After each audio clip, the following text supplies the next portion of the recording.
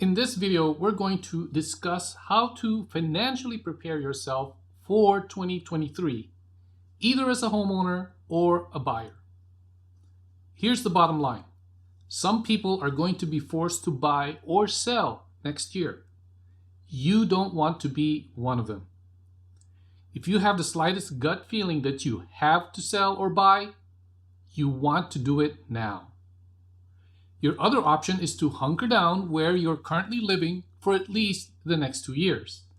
Now, despite the doom and gloom you hear from the mainstream media, they are talking about national numbers and they love to highlight the bigger metropolitan cities like Los Angeles, San Francisco, Seattle, or Las Vegas. Keep in mind that Spokane is in a unique situation compared to the entire country because of two things. Number one, people want to move to Spokane. And number two, home builders cannot keep up and they're behind by more than 2,500 households per year for the next 10 years. You must make your decisions based on what is happening locally. Now, I made this quick spreadsheet to illustrate the difference between buying today versus buying tomorrow. Now, tomorrow means you're deferring your purchase sometime in the future, which could be 6, 12, or 18 months or more down the road.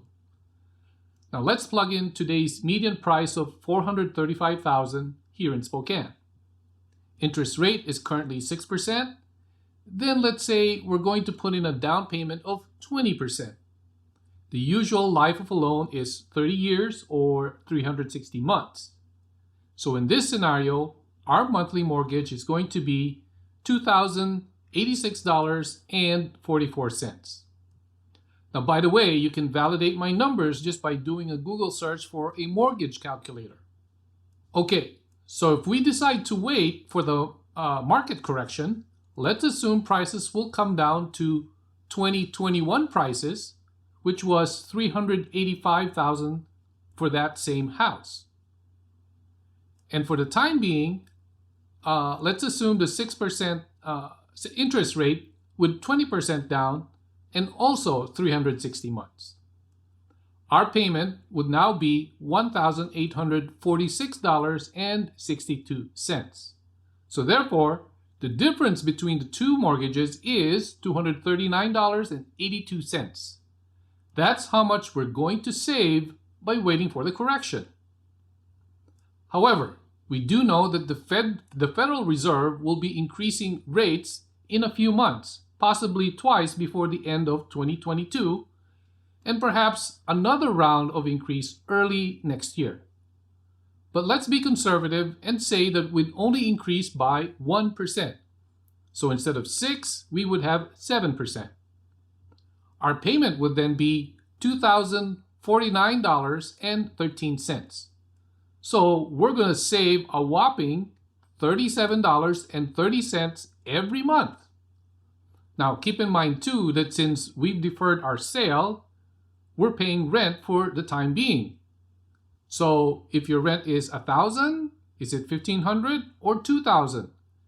Then multiply that with the number of months that you delayed your purchase. That is how much you're giving away to your landlord. But let's keep going. And let me ask you, is 7% realistic? If inflation rate is hovering around 8-9% and the Federal Reserve would like to bring it down to 2%, well, that's a long ways to go. So would 8% be more likely? If so, then let's take a look at what the mortgage would be. Well, what do you know? The home price went down from $435,000 to $385,000, but the interest rate climbed up 2 points. As a result, we are going to be paying $173.56 more every month. Yeah, just because of the interest rate going higher. Now, let's continue. 20% down payment is not typical. I mean, most people, especially first-time home buyers, don't have 20% to put down. So more realistically, this number will be at 5%. You end up even paying $206 more. And I'm not even including the additional expense of mortgage insurance if the equity is less than 20%. So now let's assume that the market even goes down further. Let's say 320,000, matching the home prices of 2020. If that's the case, then we would realize a savings of $247 per month, assuming we go from 6 to 8%. But again, if our inflation rates are already at above 9%, then what are the chances that the interest rates will go to double digits and be at 10%? And that being the case, we are actually going to end up paying more, even though the purchase price went down by more than $100,000. Because of the 4-point increase in interest rates, we will end up paying more per month. So that is the reason why it is better to buy today or sell if you're a homeowner. We know for a fact that the interest rates will go up. The chairman of the Federal Reserve has already announced that they will continue to do so in order to control inflation. Consequently, this will have a downward pressure on housing prices, so you'd rather sell today than tomorrow.